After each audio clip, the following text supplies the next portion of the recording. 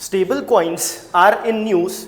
So today we will see what is the news about them. Actually, the news about them itself is very conflicting in nature with respect to what the stable coins are. We will see that, we will see what stable coins actually are, what purpose they serve, and are they actually serving the purpose or not, and what is the future that beholds the stable coin. So first things first, what is in news with respect to the stable coins?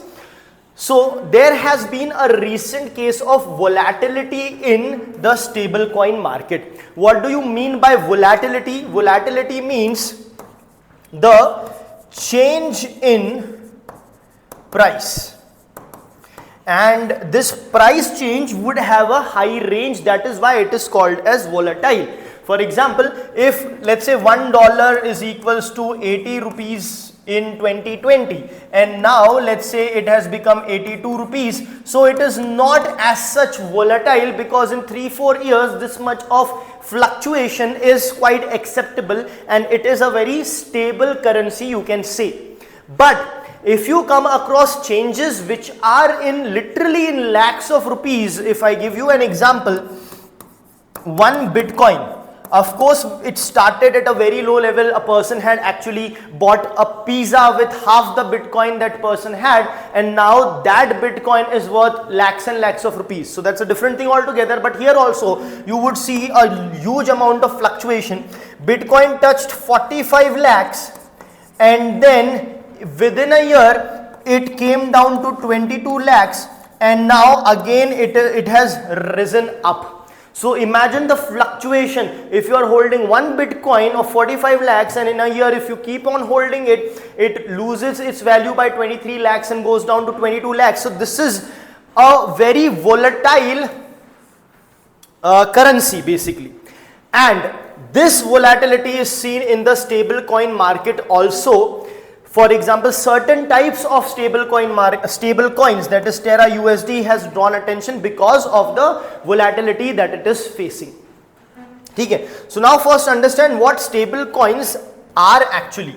Now I gave an example here of the Bitcoin. Now Bitcoin is what? Bitcoin is a cryptocurrency. Bitcoin is a cryptocurrency. And cryptocurrency are actually highly unstable and volatile in nature, as I gave an example clearly.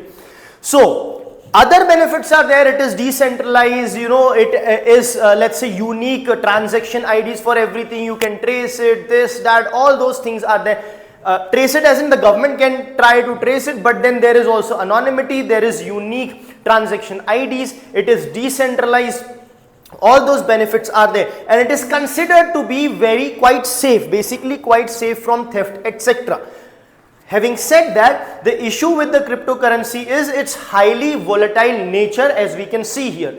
Now, to address the high volatility nature of the Bitcoin, the concept of stable coin comes into picture. So what are stable coins? Stable coins are nothing but the digital cryptocurrencies only, but they are made stable. How are they made stable? They are made stable by pegging it or fixing it with some stable currency or stable asset. That stable currency could be your fiat currencies like US dollars, euros, or it can be to an asset or a commodity, that is gold, or even other cryptocurrencies which are comparatively stable. So basically you are fixing the digital cryptocurrency with something which is stable to make this digital currency also stable, so that one negative which it had, which is of volatility, is addressed. So that is what was tried to be done. But what happened? This stable coin itself started fluctuating. Why can that be possible? That can be possible because the thing against which it is pegged, if that starts fluctuating, even this digital currency will start fluctuating, right? So what was the particular currency which has drawn attention? The particular currency that has drawn attention is Terra USD, which has fluctuated and caught the attention that the stable coins themselves are not stable. Now there are various stable coins pegged to different things, including the US dollars. So the examples of the stable coins pegged to US dollar is USD coin, Gemini dollar, Paxos, True USD, Tether, as well as I think, yeah, this one would be your example of Terra USD. Okay, so all are these are the stable coins that are pegged to US dollars. Now, there can be different types of stable coins depending upon to what currency or what thing it is pegged. So, the very first is fiat collateralized. Collateralized as in pegged to the fiat currency. So, these would be backed 1:1. 1:1 meaning one particular kind of this digital currency would be equal to, let's say, $1. 1:1 ratio. For example, $1 equals 82 rupees. So, what is the ratio here? 1:82. But we are not pegging digital currency in this ratio. We are pegging digital currency in the ratio of 1:1. That means $1 is equals to, let's say, 1 Terra USD. So, this is 1:1 pegging. Second could be asset backed. So, instead of pegging with the dollars, you peg it with an asset. For example, there is Digix Gold, which is a digital cryptocurrency which is pegged to the precious metal. Then there is crypto collateralized. We have also seen that you can peg the cryptocurrency against another stable cryptocurrency. So, that would be crypto collateralized. The final one is non-collateralized. Now, how is this possible? How you are saying that a non-collateralized will also be a stable coin? That is because even though it is non-collateralized, that means it is not pegged to any specific collateral, but it is algorithmically governed. Algorithmically governed as in by the use of algorithms, you try not to let it fluctuate much.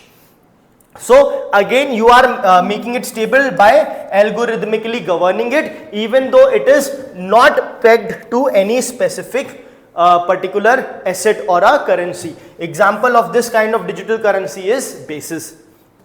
Now, what are the concerns with the stable coins? That is very important. The very number one concern is it is related to short-term debt.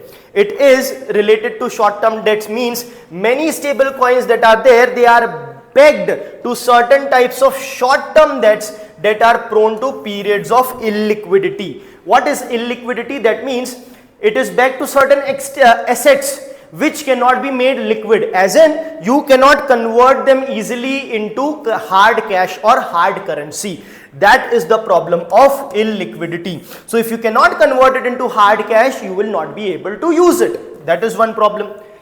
Second is, not all stable coins are stable. We saw the example of Terra USD, which itself is not stable. Why? Because it depends on what it is pegged, on whatever currency it is pegged. If that is not stable, then this coin will also not be stable. Then there is asset contagion risk. The problem is, we are trying to solve the volatility issue of digital currency, but when you peg this currency to an asset, that asset may pull the negative externalities of this digital currency. That is what asset contagion is. The asset itself will be contagious to the risks of this particular digital currency. That is what is meant by asset contagion risk. Potential asset contagion risks linked to the liquidation of the stable coin reserve holdings. It will be pegged against that particular asset, and when it is liquidated, and because of the supply demand mismatch of this particular digital currency, the asset may also be contaminated. Okay. Then risks to financial stability. Now, stable coins have the potential to enhance the efficiency. Why? Because it utilizes the digital currency attributes and eliminates the volatility. This is the positive which is there, right? But they can also generate risks to financial stability if they are adopted at a significant scale. Imagine that all of a sudden 50-60% of the people start owning digital currencies. So it is going to impact the other real currencies which are there in the market. Now 50-60% is a very high number, that is probably practically not possible, but even if it increases to 10, 20, 15%, it is going to create an effect on the other hard currency and the values of which may come down, and that is going to create instability in the market. Then very important issue here is the lack of accountability. Who is accountable for this currency? Right, because it's not made legal in many countries. For example, in India, cryptocurrency is not legal, but at the same time it is not illegal, and the government says that if you earn any profit out of cryptocurrency trade, you will have to pay taxes. So sort of giving the legality without giving it a legality, not making it illegal or legal, but taxing it if you make a profit. So there is no accountability as such. Neither the government is taking the accountability, nor there is any regulating body which is taking the accountability. So when there is no accountability, there is no regulator. How do you regulate? It becomes an issue. So next is regulatory challenge only. There is no one to regulate it, right? What is the regulation? When the price of a currency goes up, goes down, there is a regulator which is buying and selling in the open market operations, via the open market operations. For example, RBI. RBI will not let the rupee fall below a certain level. It will not let the rupee rise also in value above a certain level. And what will it do? It will do open market operations to ensure that this does not happen. So RBI is there to regulate the Indian rupee. In the same manner, there is no regulatory body which regulates the cryptocurrency or the stable coins, which are specific types of cryptocurrency pegged to particular asset or currency. So what is the way forward? The way forward is, now what is happening? There are too many such stable coins are coming up. So when too many such stable coins are coming up, they are pegged to different currencies, different levels of fluctuations. There is no regulatory authority, no accountability. So instead of that, the numbers should be restricted. There needs to be a proper regulatory authority. There needs to be a proper accountability which needs to be present.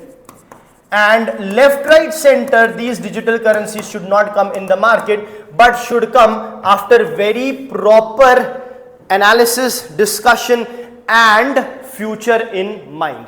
So that is what you can do. Instead of too many such currencies, the numbers can be restricted. There needs to be proper regulatory and accountability system for these type of currencies to be present in the market. So important for prelims is to know what stable coins are, what are the different types of stable coins, and for mains perspective need to understand what all are the challenges, issues, and the solution to it. Thank you.